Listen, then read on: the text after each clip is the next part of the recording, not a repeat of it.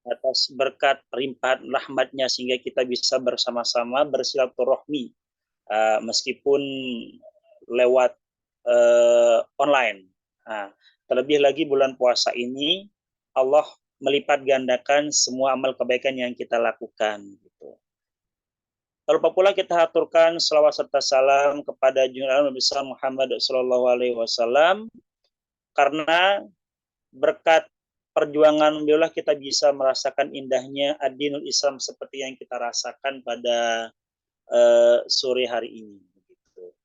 Baik, Bapak Ibu, pada kesempatan kali ini izinkan saya menyampaikan sebuah materi memotivasi diri dan keluarga untuk menghafal Al-Quran. Gitu. Semoga nanti apa yang saya sampaikan bisa menjadi motivasi dan mendatangkan manfaat untuk Bapak Ibu dan keluarganya. Baik Bapak Ibu, untuk mengawali materi saya pada hari ini, saya akan membacakan firman Allah dalam Al-Quran surah Al-Hijr ayat 9 yang berbunyi, Inna nahnu nazzalna alaika dzikra wa inna lahu lahafizin. Sesungguhnya telah kami turunkan Al-Quran dan kamilah yang menjaganya. Begitu. Nah, jadi ayat ini mengandung makna yang luas. Salah satunya bahwa orang yang menghafal Quran merupakan orang-orang pilihan Allah yang disuruh, yang diutus untuk menjaga firman-Nya ini sendiri. Begitu.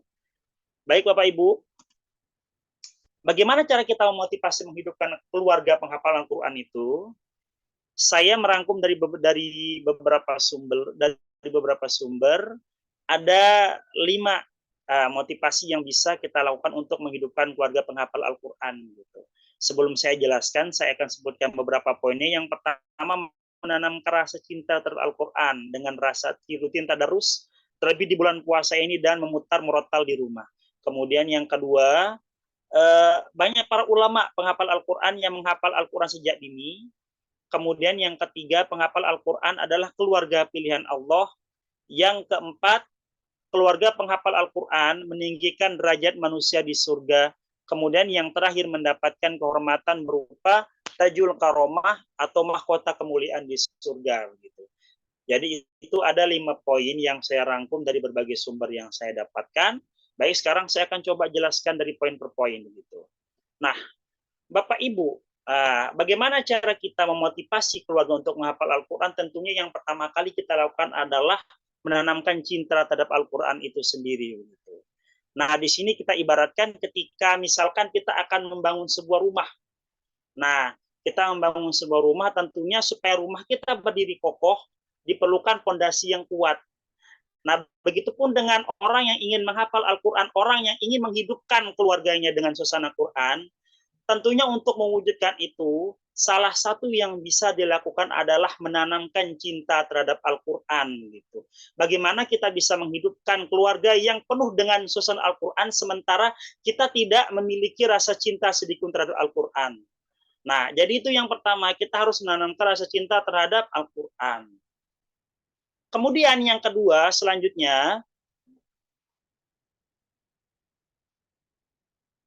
next slide. Yang kedua,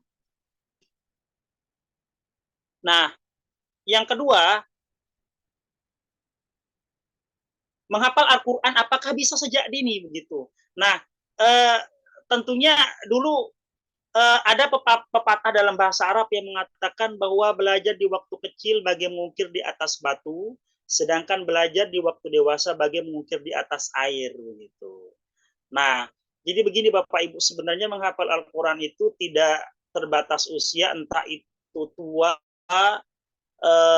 remaja, dewasa, anak kecil begitu. Artinya memang Allah membuka keran kemudahan seluas-luasnya bagi siapapun yang ingin menghafal Al-Quran gitu. Nah, tetapi mengapa Al-Quran itu sendiri, mengapa menghafal Al-Quran itu sendiri dianjurkan sejak dini? Yang pertama begitu. Jadi saya pernah melakukan pengamatan terhadap orang-orang yang menghafal Al-Quran. Artinya saya mengamati orang yang menghafal Quran ketika dia berumur 40 ke atas dan anak yang masih SD begitu. Jadi begini, eh, orang yang menghafal Quran itu Bapak Ibu sekali seumur hidup, tetapi mengulangnya seumur hidup begitu. Nah, menghafal Al-Quran ini gampang-gampang saja, tetapi ketika kita menghafal Al-Quran, tentunya lebih gampang ketika masih kecil, ketika usia masih dini dibandingkan dengan orang yang mengulang hafalannya ketika sudah dewasa. Nah, makanya para ulama menganjurkan menghafal Al-Quran bisa dilakukan ketika anak kita masih kecil begitu. Nah, kemudian yang ketiga, Bapak Ibu, yang ketiga, menghafal Al-Quran, apakah dia merupakan keluarga pilihan Allah? Nah, dalam suatu hadis yang diriwayatkan oleh Ahmad mengatakan bahwa sungguhnya Allah mempunyai keluarga di antara manusia. Para sahabat bertanya, siapakah mereka ya Rasulullah? Rasulullah SAW menjawab, para ahli Quran, mereka lah keluarga Allah dan Tuhannya begitu. Nah, jadi di sini yang dimaksud merupakan pada hadis ini ahlul Quran, ahlul Quran, di mana Al-Quran itu sendiri merupakan keluarga Allah dari golongan manusia. Nah, Rasulullah juga bahkan memberikan penghormatan kepada orang-orang yang ahli dalam membaca Al-Quran dan menghafalkannya. Kenapa seperti itu? Karena tidak semua orang bisa seperti itu, Bapak Ibu. Tidak semua orang bisa seperti itu. Nah, makanya dikatakan bahwa menghafal Al-Quran merupakan keluarga pilihan Allah. Begitu. Kemudian selanjutnya, keluarga penghafal Al-Quran meninggikan derajat manusia di surga. Nah, selanjutnya, keluarga penghafal Al-Quran meninggikan derajat manusia di surga.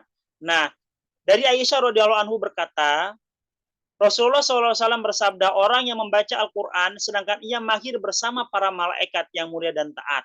Dan orang yang membaca Al-Quran terbata-bata dan merasakan kesulitan, ia mendapat 2 pahala. Nah, di sini maksudnya ketika orang yang belajar Al-Quran, membaca Al-Quran, dia mahir membaca Al-Quran, bagus bacaannya, kemudian dia menghafal Al-Quran, maka keistimewaannya itu dia disetarakan dengan para malaikat yang mulia dan taat. Nah, sedangkan orang-orang yang membaca Al-Quran dengan terbata-bata dan merasakan kesulitan, ia mendapat 2 pahala. Pahala apa? Yang pertama, dia mendapatkan pahala membaca Al-Quran, dan yang kedua, dia mendapatkan pahala belajar. Begitu. Nah, bahkan dari hadis lain dikatakan bahwa dari Ali bin Abi Thalib pernah berkata, Rasulullah SAW bersabda, barang siapa yang membaca Al-Quran dan menghafalkannya, maka Allah akan memasukkannya ke dalam surga dan memberikannya hak syafaat untuk 10 anggota keluarganya, di mana mereka semuanya telah ditetapkan untuk masuk neraka. Masya Allah, subhanallah, luar biasa karunia orang-orang yang menghafal Al-Quran ini, Bapak Ibu. Nah, kemudian yang kelima, mendapatkan mahkota kemuliaan di surga. Nah, di sini saya ingin bercerita. Jadi, saya tidak tahu apakah ini memang benar atau tidak, tapi mungkin bisa menjadi motivasi bagi kita semua.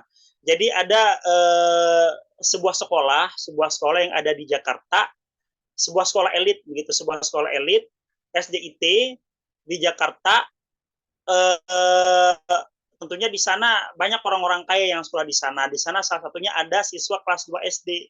Nah, siswa kelas 2 SD ini dia merupakan anak tunggal, kemudian ibunya hanya seorang ibu rumah tangga dan bapaknya adalah seorang pembisnis sukses begitu. Nah, jadi karena bapaknya ini sibuk sekali, mulai dari rapat, mulai dari keluar kota dan yang lainnya, yang mengurus semua keluarga, mulai dari dia bangun tidur sampai dia tidur lagi, bahkan pengambilan rapor dan yang lainnya itu adalah ibunya begitu. Jadi sebenarnya anak ini pengen kapan sih ayah saya berperan di dalam kehidupan saya begitu. Nah, jadi di suatu ketika di sekolah ini kan seperti yang kita ketahui bahwa Hari Ibu sudah biasa. Nah, di sekolah ini dia coba mengadakan event Hari Ayah sedunia begitu. Nah, di dalam Hari Ayah sedunia ini di mana masing-masing anak itu harus mendatangkan ayah mereka untuk datang ke sekolah. Masing-masing anak diminta untuk mempersembahkan kebolehan mereka. Jadi di antara mereka boleh bernyanyi, mereka boleh menari, mereka boleh sulap, terserah apapun yang mereka lakukan begitu. Nah, Jadi anak ini di satu sekolah itu satu-satunya anak yang memilih mempersembahkan hafalannya untuk para tamu undangan begitu. Nah, jadi ketika ayahnya diundang untuk datang ke sekolah, awalnya ayahnya menolak. Kenapa? Karena alasannya sibuk, ada urusan meeting lah, ada urusan keluar kota dan yang lainnya begitu. Nah, tetapi setelah istrinya mengancam, akhirnya anak ini baik, saya bersedia datang ke sekolahnya begitu. Nah, tapi pas di hari acaranya langsung gitu, kan kalau misalkan kalau ada kegiatan kan biasanya apalagi anak kita yang menjadi talent di suatu acara kan kita akan mencoba untuk duduk di posisi paling depan begitu kan, karena kita bangga. Nah, tapi beda dengan bapak ini duduk di barisan karena berpikir ini acara apa, enggak jelas gitu ya. Karena saya masih banyak urusan, saya harus mengurus bisnis saya, harus keluar kota dan yang lainnya begitu. Jadi tibalah masing-masing siswa atau siswi menampilkan kebolehan mereka, ada yang menyanyi, ada yang menari, ada yang sulap, ada yang silat dan ada yang lainnya. Nah, sampailah di persembahan terakhir anak ini diminta ke depan dan karena satu-satunya anak yang mencoba untuk dites hafalannya di suatu acara itu. Jadi dites sama gurunya. Nah, diminta menghafalkan surah An-Naba, An-Nazi'ah dan Abasa lancar, tidak ada kesalahan sama sekali gitu. Nah, karena dia masih kelas 2 SD, ditanya sama kepala sekolahnya, kedepannya kamu ingin menjadi apa? Cita-citamu kedepannya akan jadi apa? Dia mengatakan, cita-cita saya kedepannya saya ingin menjadi seorang penghafal Al-Quran, kata anak ini dengan polosnya dia berkata seperti itu. Bapaknya kaget, artinya dia ngerasa saya sudah berusaha sampai di sini, kenapa anak saya hanya bercita menjadi seorang penghafal Al-Quran, kenapa bukan jadi bisnismen seperti dia begitu. Kemudian ditanya lagi sama dia, eh, kenapa kamu ingin menjadi seorang penghafal Al-Quran? Gitu. Kemudian dengan polosnya anak ini mengatakan, saya ingin mempersembahkan mahkota untuk kedua orang tua saya di surga kelak begitu. Akhirnya bapaknya yang awalnya duduk di belakang itu lari ke depan meluk anaknya sambil menangis begitu. Eh, apa yang dikatakan sama bapak ini kepada gurunya begitu? Eh, Usia saya sudah hampir 60 tahun, tapi saya tidak pernah tapi saya hanya memikirkan dunianya anak saya saja begitu. Saya hanya memikirkan kebutuhannya saja, bagaimana dia makan, bagaimana dia minum. Tetapi anak saya yang masih kecil begitu, dia sudah memikirkan akhirat saya, untuk apa saya ke depannya begitu. Dia ingin mempersembahkan hafalannya, ingin memberikan mahkota kepada saya dan ibunya kelak di akhirat begitu. Nah, akhirnya setelah itu jadi bapak ini mulai merubah pola hidupnya, artinya dia mulai bisa membagi waktu antara usaha dan keluarganya begitu. Makanya luar biasa karunia Al-Qur'an ini Bapak. Kemudian selanjutnya bagaimana sih langkah-langkah dan teknik menjadi keluarga penghafal Al-Qur'an itu begitu Bapak Ibu. Nah, yang pertama, kita harus menanamkan niat dan tekad yang kuat dari dalam hati. Nah, Imam Al-Ghazali dalam kitab pernah mengatakan bahwa seorang penghafal Al-Quran ketika memulai membacanya, sebaiknya menghadirkan dalam hatinya kehendak Allah Subhanahu wa taala dan menyadari apa yang dibacanya bukan ucapan manusia. Nah, jadi begini, sebelum kita mulai menghafal Al-Quran itu, yang langkah pertama yang harus kita miliki adalah niat dan tekad yang kuat. Kenapa seperti itu? Yang pertama, niat karena Allah. Kenapa? Karena pekerjaan apapun ketika kita niatkan kepada Allah, pasti Allah akan memberikan kemudahan kepada kita. Sebesar apapun rintangan dalam suatu pekerjaan yang kita lakukan. Kemudian yang kedua, tekad yang kuat. Nah, tekad yang kuat jadi begini. Ketika kita memiliki tekad yang kuat, maka apapun halakan dan rintangan yang kita hadapi, pasti akan terasa ringan bagi kita ke depannya begitu. Jadi itu yang pertama, kita harus menanamkannya dan tekad yang kuat dari dalam hati kalau ingin menghafal Al-Quran. Kemudian yang kedua, kita harus menyusun kurikulum dan target hafalan. Begini maksudnya, kita hidup kalau seandainya kita tidak memiliki target, maka kita tidak memiliki kehidupan yang jelas. Artinya begini, misalkan sekarang umur saya 30 tahun. Oh, kedepannya saya ingin seperti ini, kedepannya saya ingin seperti ini, saya akan anak saya akan jadi seperti ini. Artinya kedepannya kita akan mempunyai gambaran seperti apa sih tujuan kita ke depannya begitu. Begitupun dengan target hafalan ini sendiri, Bapak Ibu. Jadi kita harus memiliki target juga. Oh, misalkan saya harus hafal Al-Quran dalam 1 tahun misalkan. Ya, makanya tiap hari itu saya harus memasang kurikulum target hafalan saya. Misalkan hari per hari itu 1 lembar atau 1 halaman, terus continue istiqomah dan yang lainnya begitu. Sehingga kedepannya target hafalan 30 kita bisa diselesaikan begitu. Kemudian yang ketiga, kita harus bisa mengatur waktu. Kita harus bisa mengatur waktu. Nah, misalkan saya kalau saya biasanya memilih waktu subuh dan maghrib. Kenapa? Karena kalau ketika subuh itu otak kita sedang encer-encernya, artinya masih belum terisi memori apapun. Jadi ketika kita menghafal Al-Quran itu seperti air mengalir masuknya, gampang sekali rasanya. Nah, kemudian ketika maghrib, kenapa ketika kita maghrib, jadi kita beraktivitas dari pagi sampai sore. Nah, ketika maghrib itu kita butuh pendinginan, kita butuh ketenangan. Ya, makanya waktu maghrib merupakan salah satu waktu yang sangat baik untuk kita menghafal Al-Quran, Bapak Ibu. Jadi mungkin bisa diterapkan di dalam keluarganya. Kemudian yang ketiga, mengulang-ulang bacaan Al-Quran sebelum dihafal. Nah, jadi begini Bapak Ibu, ada beberapa metode yang mungkin bisa kita lakukan ketika kita atau keluarga menghafal Al-Quran. Yang pertama dengan cara mengulang-ulang bacaan.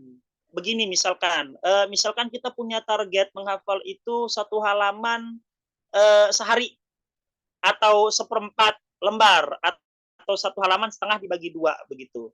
Nah, anggaplah subuh begitu. Jadi bisa kita ulang-ulang dulu sebelum kita menghafalkan begitu. Kalau saya dulu guru saya mengatakan kalau kita sudah membaca 10 kali, maka ketika kita menghafal itu seperti air mengalir, gampang sekali katanya begitu. Kenapa? Karena kalau ketika kita membaca itu kan sedikit tidak memori bacaan yang kita lakukan itu akan nempel di kepala kita. Nah, itu kok jadi tetap dibaca baru dihafalkan. Nah, itu merupakan salah satu cara yang paling gampang, paling efektif menurut saya bagi kita yang orang-orang biasa. Nah, dengan cara membaca berulang-ulang minimal 10 kali baru dihafalkan, tapi dengan catatan jangan lupa harus memasang target. Seperti yang target, apakah target kita per sekali waktu itu, misalkan kalau kita punya waktu target itu 1 halaman sehari, maka bisa dibagi. Oh, subuh misalkan setengah halaman, kemudian maghribnya setengah halaman. Begitu. Nah, kemudian cara yang kedua,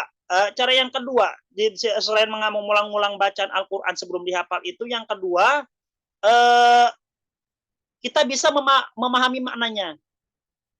Maksud saya begini, misalkan kita baca, ini maknanya seperti ini artinya seperti ini begitu.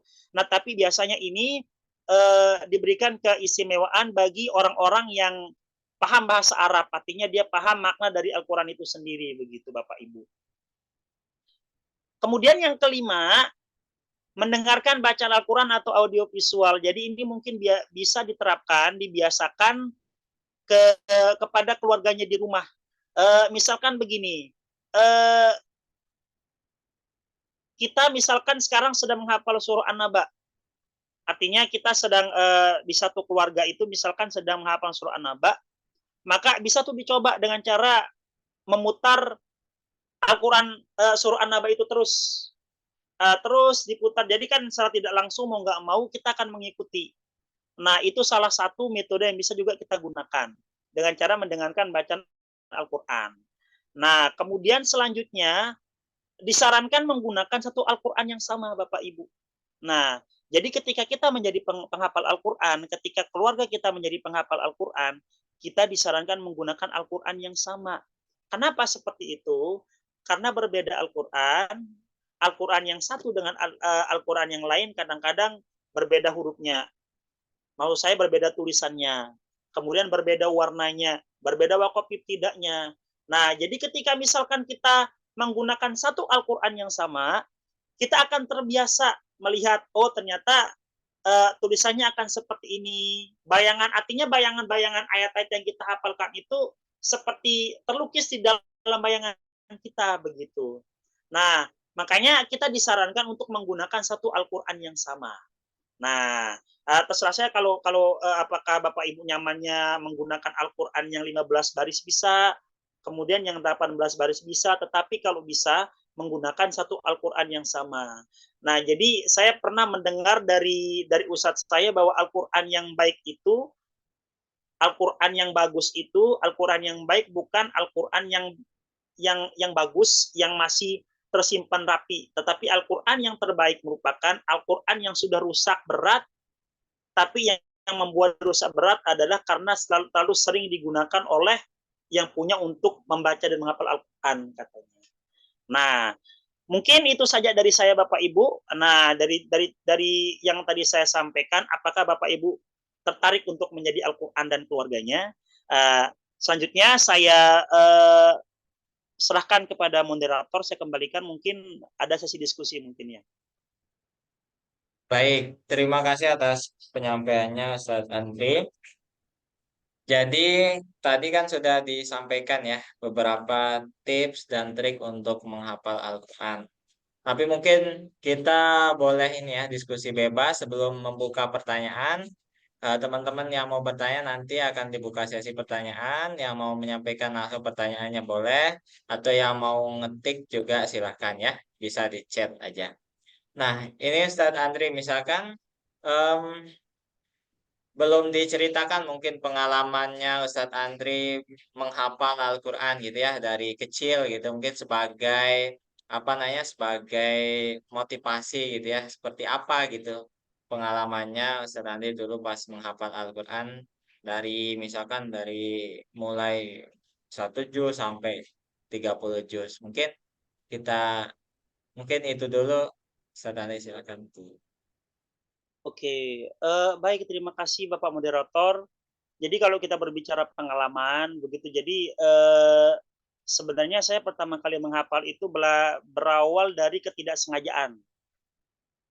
Jadi dulu kan kalau sistem pendidikan di Kelayu itu, kita dari anak yang SD itu, kita sekolah dari pagi sampai malam. Itu memang budaya di Kelayu. Kenapa seperti itu? Karena dari jam 7 sampai jam 1 itu kita sekolah pagi, kemudian dari eh, jam 2 siang sampai jam 5 sore itu kita ngaji sore. Ngaji sore kita belajar nahu, belajar sorab, belajar mutolaah dan yang lainnya. Kemudian dari habis maghrib sampai isya biasanya kita belajar Al-Quran. Nah, dulu saya pertama kali menghafal Al-Quran itu di kelas 4 SD. 4 SD, waktu itu yang saya ingat itu saya ngaji di Muhammadiyah Kelayu. Muhammadiyah Kelayu di depan SD 2, di samping SD 1 Kelayu Utara. Nah, saya ngaji di sana. Jadi lembaga pendidikan Muhammadiyah itu yang pertama kali membuat program menghafal Al-Quran 1 juz sampai selesai. Artinya ketika kita tamat dari sana, kita sudah harus hafal 1 juz. Karena kan kalau dulu orang yang menghafal Quran itu kan jarang sekali ya. Maksudnya eh, sudah hafal sampai surah At-Takatsur aja itu sudah luar biasa, apalagi sampai surah An-Naba begitu. Nah, jadi saya masuk ngaji di sana kelas 4. Dulu saya tertarik. Kenapa? Karena ustadznya bilang sama saya, siapa saja yang berhasil 1 juz, menghafal 1 juz pertama kali, maka saya akan berikan hadiah 1 buah juz amma, katanya beliau gitu. Nah, jadi sebenarnya kan hadiah itu bukan pada nilainya, tetapi pada effort yang kita lakukan begitu. Nah, jadi kelas 4 SD itu saya pertama kali itu hafal sampai surah Al-Balad, dan itu pun sudah luar biasa itu. Di zaman saya, di zaman saya. Nah, kemudian di Masjid Melayu kebetulan ada pembukaan Mahat Tahfizul Quran namanya. Jadi siapapun boleh masuk ngaji. Nah, saya ngaji awalnya itu masuk ngaji di sana pun sebenarnya rintangannya berat. Kenapa? Karena memang orang tua tidak memberi izin. Tidak memberi izin, kenapa? Karena harus keluar malam katanya. Tapi dulu sampai ngambur, sampai apa, sampai itu akhirnya mereka ngalah. Nah, pas masuk pertama kali di sana kelas 1 SD, kelas 4 SD itu alhamdulillah belum kelas 5 SD kalau tidak salah saya sudah selesai satu juz. Satu juz, kemudian eh, saya berpikir artinya menghafal pelajaran saja kan gampang ya kalau kita mau. Artinya begini, ketika kita disuruh menghafal undang-undang kita bisa, tapi kenapa menghafal Al-Quran yang sebenarnya ada ada keistimewaan kalau salah dari Al-Quran ini yang ketika kita membacanya kita ngerasa tenang begitu. Masa kita tidak bisa menghafalnya. Akhirnya dari sana kelas 6 SD itu kemudian saya selesai 4 juz kalau tidak salah. Kemudian masuk SMP, SMP itu saya sekolah di SMP 1. Jadi di sini saya harus bisa membagi waktu. Nah, pas SMP itu kan saya pindah rumah ke Selong tuh. Sedangkan saya ngajinya di Masjid Kelayu. Nah, jadi bagaimana caranya saya? Biasanya saya nginep di Masjid Kelayu. Nginep di Masjid Kelayu, biasanya bangun tengah malam ngaji dulu, ngaji menghafal dulu, baru nanti setelah sholat subuh saya murojaah apa yang saya hafalkan tadi. Nah, kemudian jam 6 saya pulang, setengah 7 berangkat ke sekolah ke SMP 1, pulang jam 2, istirahat sampai asar, sholat asar, baru ke Masjid Kelayu lagi, menghafal maghrib, store seperti itu sampai saya kelas 3 SMA. 3 SMA yang saya ingat itu hafal sekitar 23 juz. Nah, indahnya itu apa? Eh, eh, Perjuangannya, kalau menurut saya perjuangannya di saat menurut orang-orang itu sulit, tetapi kita bisa, artinya begini loh, bayangkan kita sekolah di sekolah umum, tetapi kita bisa menghafal Quran begitu, itu maksud saya. Nah, itu pun berat banget sebenarnya, artinya berbagai rintangan, tapi nggak apa-apa, pelan-pelan aja, istiqomah, bismillah. Kemudian masuk kuliah, nah ini masuk kuliah ini karena kan kalau dulu kan kalau di matematika kan kita harus praktikum dulu ya. Nah, apalagi tuh pernah tuh praktikum kimia, yang saya ingat itu praktikum kimia, pernah kita praktikum hari Sabtu. Sedangkan jadwal saya simaan karena saya harus kuliah di Mataram itu hari malam Minggu dan malam Senin. Nah, kan kita praktikum kadang-kadang sampai jam 5. Nah, jam 5. Nah, jadi itu syukurnya alhamdulillah ada teman saya yang bersedia ngantar saya sampai masjid, ngebut itu. Jadi sepanjang perjalanan dari Mataram sampai Kelayu itu saya kan di belakang, teman saya di depan. Apalagi kadang-kadang kalau hujan besar itu, wah itu lumayan itu. Jadi yang saya lakukan itu ya menghafal, terus memurojaah apa yang akan saya sor pada malam itu. Nah, sampai alhamdulillah semester 1 kalau tidak salah hafalan saya selesai. Artinya saya selesai nyetor hafalan. Nah, tapi murojaahnya sampai sekarang. Nah, kemudian kelas semester 3 semester 3 saya bertemu dengan Ustadz di Mataram, Ustadz Mahdi. Nah, baru di sana intensif.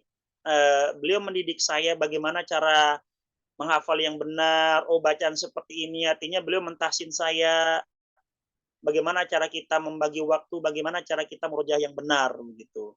Dan alhamdulillah sampai sekarang saya masih murojaah juga begitu, karena seperti yang saya katakan tadi, kita menghafal Al-Quran hanya sekali seumur hidup, tapi jangan lupa kita punya hutang murojaah seumur hidup sampai kita meninggal begitu.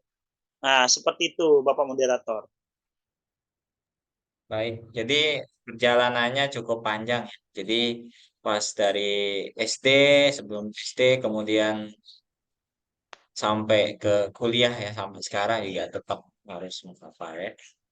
Kemudian mungkin Ustadz Ani pernah nggak hafalannya hilang gitu, kemudian berusaha lagi murojaah yang ini, atau punya nggak triks atau tip untuk murojaah itu seperti apa gitu? Apakah harus satu juz dalam sehari gitu, atau harus 5 juz gitu untuk ini dan seterusnya? Atau untuk menambah hafalan tuh gimana sih baiknya gitu? Apakah kita hafal bener gitu satu juz dulu baru kita nambah, atau lolos aja dulu gitu. Kalau udah hafal 5 juz baru mulai dari awal atau gimana? Mungkin Oke, itu Ustaz.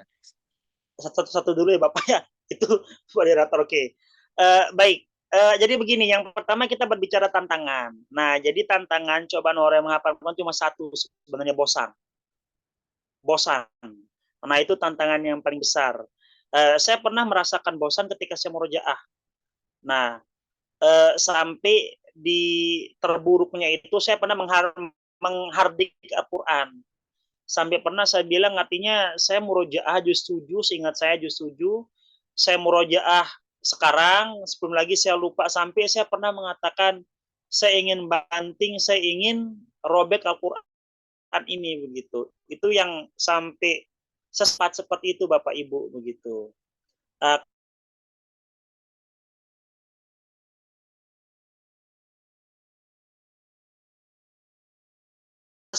timbul rasa bosan, tidak apa-apa, dilepas dulu, kerjakan apa yang ingin kita kerjakan. Al-Qur'annya ditinggalkan dulu. Terserah kita mau main game, kita mau nonton TV, mau pulang jalan-jalan, silakan. Nanti kalau misalkan kalau sudah agak mulai dingin, udah mulai agak tenang, baru kita mulai menghafal Al-Qur'an lagi begitu. Nah, itu trik yang biasa saya lakukan. Nah, kemudian cara kita bagaimana cara kita menghafal Al-Qur'an? Jadi kalau saya biasanya itu dihafal dulu. Artinya seperti yang tadi saya jelaskan, pasang target. Misalkan kalau kita punya target satu lembar sehari, satu halaman sehari. Nah, jadi dipenuhi dulu target itu dulu, dipenuhi di store. Jadi seorang penghafal itu tidak bisa tanpa guru. Jadi harus ada yang menjadi penyimak kita. Entah itu misalkan kalau ibu-ibu bisa suaminya kah, atau bisa mencari guru begitu ya. Nah, jadi harus dipenuhi dulu target-targetnya. Misalkan kan kalau satu halaman sehari berarti kan butuh 20 hari untuk menyelesaikan hafalan satu juz itu. Nah, setelah selesai satu juz itu, 20 hari, baru dimurojaah. Murojaah depan, belakang, bawah, atas, begitu. Nah, setelah selesai satu juz itu, lanjut lagi ke juz selanjutnya, begitupun seterusnya. Nah, tapi kalau dulu Ustadz saya yang di Mataram itu biasanya begini, beliau itu menargetkan tiap 5 juz itu harus dites hafalannya. Artinya begini, misalkan juz 15, kalau saya menyelesaikan juz 15, selesai juz 15 itu harus murojaah, setelah itu dites terus sampai tidak ada kesalahan satupun di dalam ayat yang saya hafalkan itu juz 15 itu. Nah, setelah itu baru dikatakan lulus. Setelah lulus menurut beliau, oke, boleh lanjut ke juz 16. Nah, begitu seterusnya sama dengan proses 15 itu. Selesai juz 16 si murojaah, kemudian dites terus sampai benar-benar mungkin hafalannya dirasa mungkin, baru kita lanjutkan 17 sampai juz 20. Nah, setelah 5 juz itu baru digabung semuanya. Nah, digabung. Nah, beliau yang ngetes biasanya 5 juz itu, terserah nanti beliau ngetesnya cara gimana. Nah, di sini biasanya dibutuhkan kreatifnya kita sebagai seorang penghafal itu sendiri. Apakah nanti bagaimana caranya? Kalau saya dulu biasanya kalau murojaah juz 15 saya mutitkan dulu, baru lanjut murojaah juz 16, baru saya gabung. Gabung yang 2 juz, kemudian lanjut ke 17, setelah bagus juz 17 saya gabung lagi dari juz 15, 16, 17. Kemudian gabung lagi juz 18, saya gabung lagi, begitupun seterusnya sampai 5 juz ini mungkin begitu. Nah, jadi kan misalkan kalau sudah mungkin lupa itu biasa karena banyak aktivitas yang kita lakukan. Karena yang kita pikirkan bukan hanya Al-Quran saja, bukan hanya akhirat saja, dunia pun kita pikirkan. Lupa itu lumrah, tapi di sini dibutuhkan bagaimana pinter-pinternya kita memanajemen waktu dan kegiatan kita, Bapak Ibu. Nah, jadi begitu terus, begitu artinya kalau sudah selesai 30, baru entah itu satu juz juz 30, kemudian 2 sampai 15 kali, 3 5 10 10 15, baru digabung 30 begitu. Nah, makanya kalau di Pondok Kapek di Azizia itu belakangan ini kalau mau wisuda di sana itu dia harus ikut khotaman kubro. Artinya dia menghafalkan dari juz 1 sampai juz 30 itu sekali duduk itu dihafalkan. Biasanya dari pagi sampai malam biasanya. Nah, begitu biasanya Bapak moderator. Baik, sharingnya luar biasa ya. Mungkin sesuai ini ya, ke tema sedikit misalkan untuk memotivasi keluarga gitu. Kalau Ustadz Andri sendiri misalkan untuk memotivasi keluarganya untuk menghafal itu kira-kira gimana ya Ustadz? Apakah kita harus misalkan masukkan ke sekolah yang memang ini atau di rumah juga misalkan seperti apa gitu untuk caranya kita dalam supaya satu keluarga itu memang cinta untuk menghafal gitu. Mungkin Oke, baik. Baik Pak moderator, jadi sebenarnya kalau menghidupkan keluarga, anak saya baru satu, masih 8 bulan. Jadi sebenarnya saya masih belum ada pengalaman, tetapi di dalam bayangan saya ketika kita ingin menghidupkan keluarga penghafal Al-Quran, tentunya langkah yang pertama kali kita lakukan adalah hidupkan suasananya dulu. Entah itu yang pertama, entah itu kita tadarusan bareng dulu, kalau memang belum ada penghafal Al-Quran di sana, tadarusan dulu sering-sering dengan murotal. Kemudian yang kedua, yang ketiga, sering memberikan motivasi. Misalkan Pak Ridwan sebagai kepala keluarga sering memberikan motivasi apa sih keutamaan seorang penghafal Al-Quran, bagaimana kelebihannya kepada istrinya, kepada anak-anaknya begitu. Nah, kemudian tentunya kalau memang terbatas, artinya kemampuan kita terbatas, bisa kita masukkan ke lembaga juga. Apalagi kan kalau sekarang kan di Indonesia, apalagi di Lombok kan sekarang hampir semua sekolah di Lombok itu sudah ada kegiatan tahfiznya. Artinya tidak hanya di SJT saja kalau sekarang. Bahkan di Kelayu itu semua sekolah itu mereka sudah mewajibkan. Artinya kalau selesai dari sekolah itu dia harus sudah hafal 1 juz itu begitu. Nah, masukkan ke lembaga, di samping kita juga jangan lupa peran kita di sini yang penting juga untuk memotivasi. Nah, misalkan kalau apalagi kan Pak moderator kan habis juga tuh. Nah, bisa bisa tuh mancing-mancing dengan memancing anggota itu istri anak-anaknya dengan sering-sering merojah di depannya.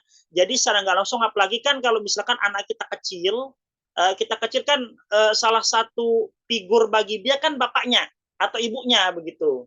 Nah, jadi dengan sering-sering ngaji di depannya, dia kan tertarik tuh, oh ternyata menghafal itu apalagi ternyata membaca apalagi menghafal itu asik juga tuh, artinya menghafal tanpa melihat tuh ternyata kita bisa begitu. Nah, itu Pak moderator.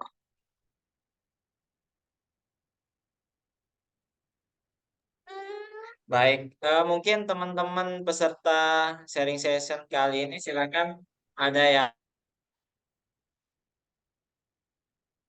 bisa mengangkat ini atau bisa lewat chat silakan ya kita buka untuk sesi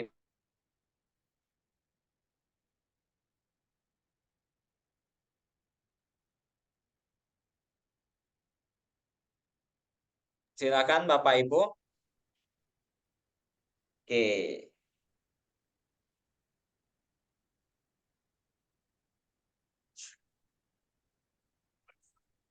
oke. Em, ini ada dari chat ya.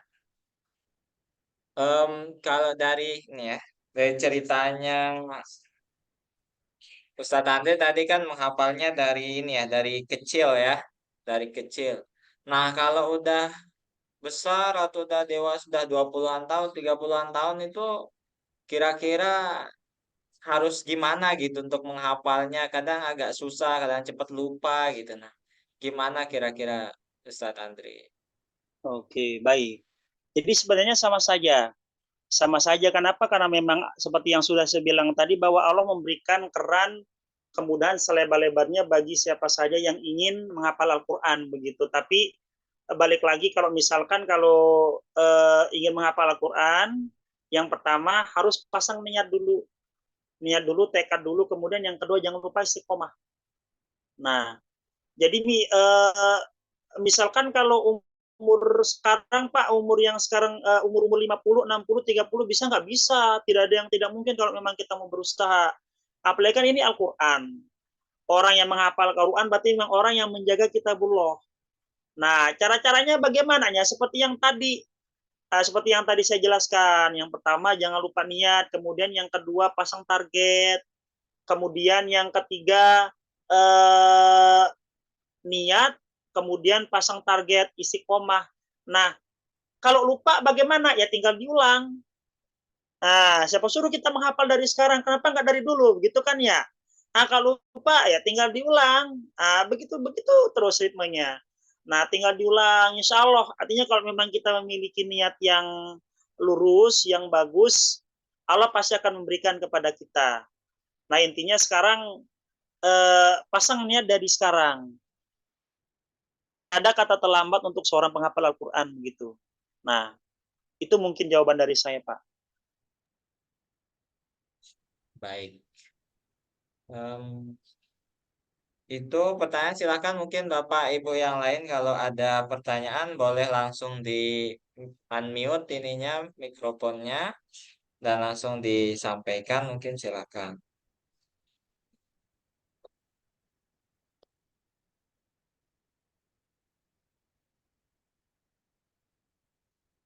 Oke, ini ada lagi pertanyaan Ustaz Andri.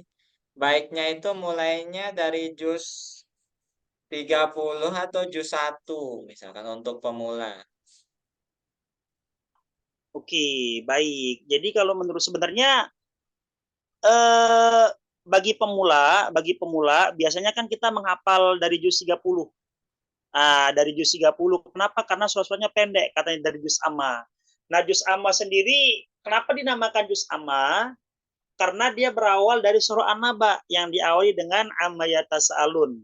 Nah, ini mungkin Bapak Ibu mungkin belum ada yang tahu kenapa dikatakan juz 30 juz amma itu karena diawali dengan surah An-Naba di mana awal surah An-Naba berbunyi amma yatasaalun, makanya dinamakan juz amma begitu. Nah, jadi anaknya dari mana? Dari juz 30 dari bawah kalau saya. Dari bawah dari Anas dulu, kemudian dari kemudian setelah Anas, Al-Falak, Al-Ilas baru sampai ke An-Naba. Artinya kan kalau dari bawah kan soalnya pendek-pendek tuh. Nah, jadi kalau kita menghafal dari bawah itu secara tidak langsung eh, melatih melatih bagaimana pola cara berpikir kita.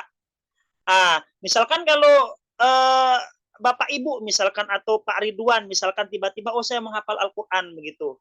Atau kita punya anak, nah atau siapalah begitu. Dia mulai dari surah An-Naba.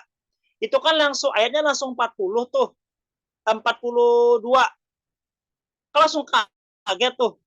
Tiba-tiba langsung 42 begitu ya. Nah, tetapi misalkan kalau dari bawah, dari Anas kita menghafal dari Anas dulu dah, gampang-gampang. Oke, diajar cara menghafalnya bagi pemula nih. Dari Anas dulu, Al-Falak dulu, Al-Ikhlas dulu.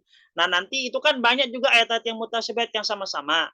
Nah, jadi kalau sudah nyampe surah Al-Lail sampai An-Naba itu biasanya tidak terlalu gampang, tidak terlalu sulit. Kenapa? Karena dari surah Anas sampai Al-Duha itu secara tidak langsung otak kita sudah dilatih untuk menghafal gitu. Jadi untuk para pemula itu enaknya dari juz 30 tapi dari bawah menurut saya.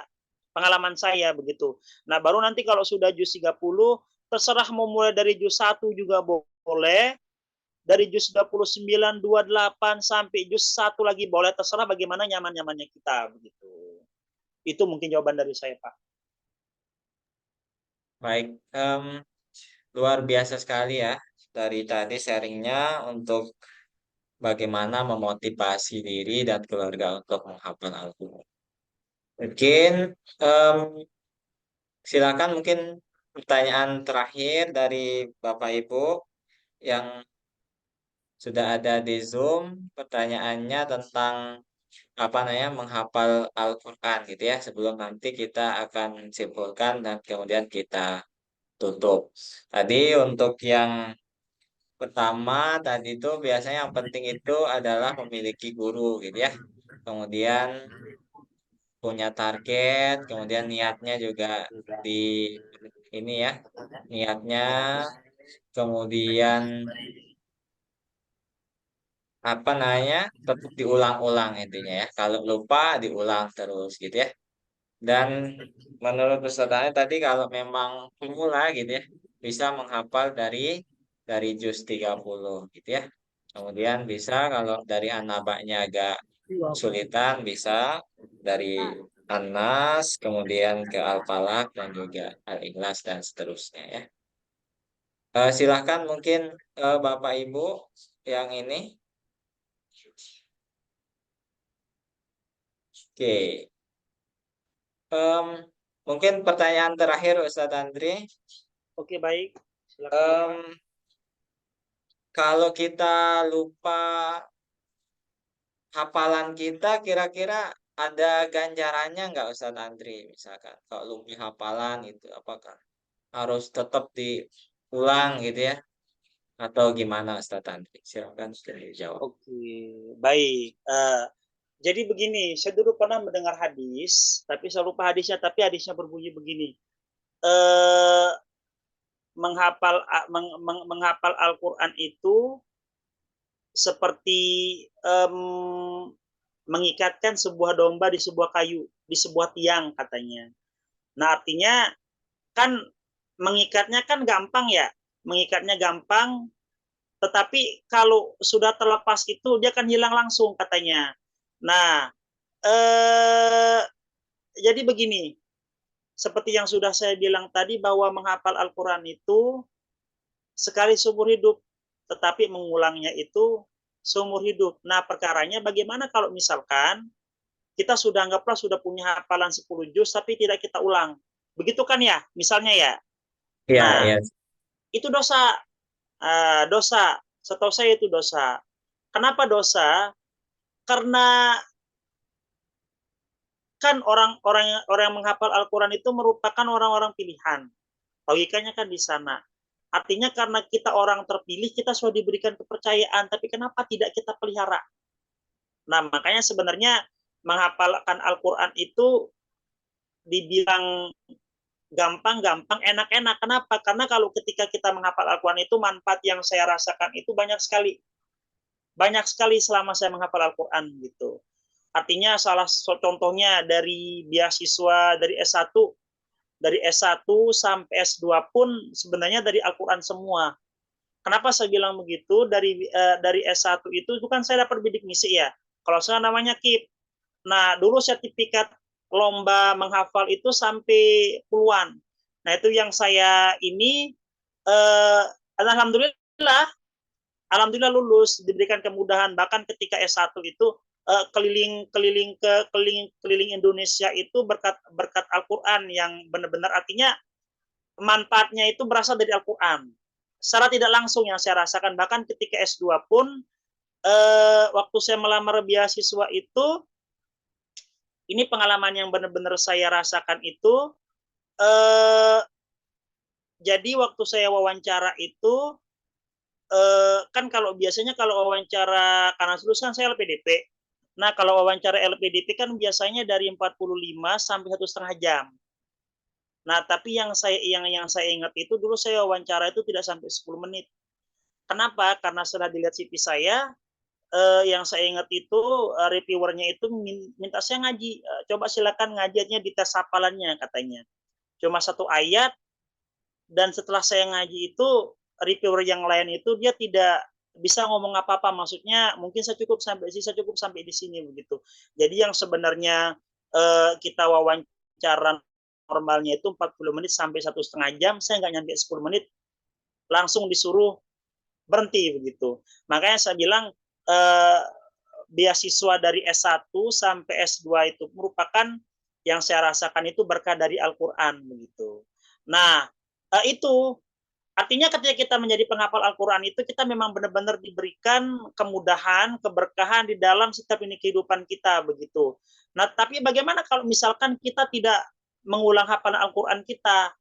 Nah, ini dosa besar. Seperti yang tadi sudah saya jelaskan bahwa kita pilihan Allah. Artinya misalkan ketika kita tidak amanah untuk menjaga tanggung jawab itu, tentunya kita akan mendapatkan dosa dari Allah Subhanahu wa taala gitu.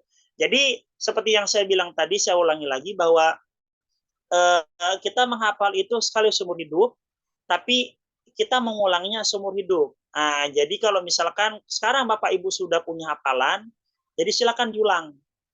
Diulang. Tidak berat, ringan sebenarnya. seperti yang tadi saya bilang bahwa ringan tergantung dari niat kita dan tekad kita gitu. Itu mungkin dari saya Bapak Ibu. Baik.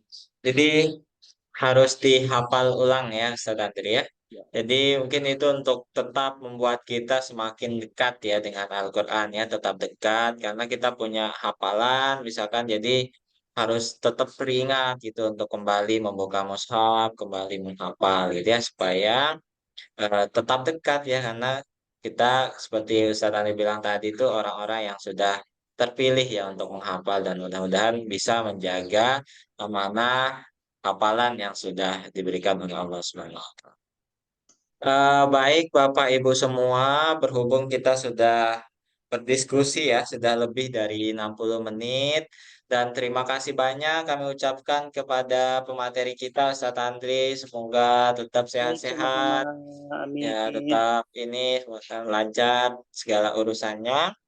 Dan Amin. kepada Bapak Ibu semua juga yang hadir di sini, yang mau memulai menghafal, semoga niatnya semakin ini ya, diteguhkan. Dan yang sudah hafal, dan kita semakin juga rajin untuk menghafal dan memurojaah hafalan yang sudah kita miliki. Dan semoga Allah memberikan kita kemudahan ya. Memang semuanya memang kita minta kepada Allah ya untuk diberikan kemudahan, kelancaran, semua urusan kita dan juga untuk hafalan-hafalan kita. Baik Bapak Ibu semua, karena berhubung sudah ini ya setengah 6, mungkin ada Bapak Ibu yang mau persiapkan buka ya. Nah, kita akan akhiri ya untuk sharing session kita pada sore hari ini. Dan jangan lupa ke depannya juga kita akan tetap adakan sharing session dan tentu saja dengan materi yang insya Allah bermanfaat dan menarik untuk Bapak Ibu dan juga teman-teman semuanya ya. Akhir kata kita tutup untuk sharing session kita pada sore hari ini dengan sama-sama melapaskan alhamdulillah dan doa kafaratul majlis. Alhamdulillahirabbil alamin subhanakallahumma wa bihamdika asyhadu an la ilaha illa anta astaghfiruka wa atubu ilaik. Kami segenap panitia dari Langit Cerah Project mengucapkan terima kasih kembali lagi kepada Bapak Ibu semua. Assalamualaikum warahmatullahi wabarakatuh. Waalaikumsalam warahmatullahi wabarakatuh. Terima kasih Ustaz Andri.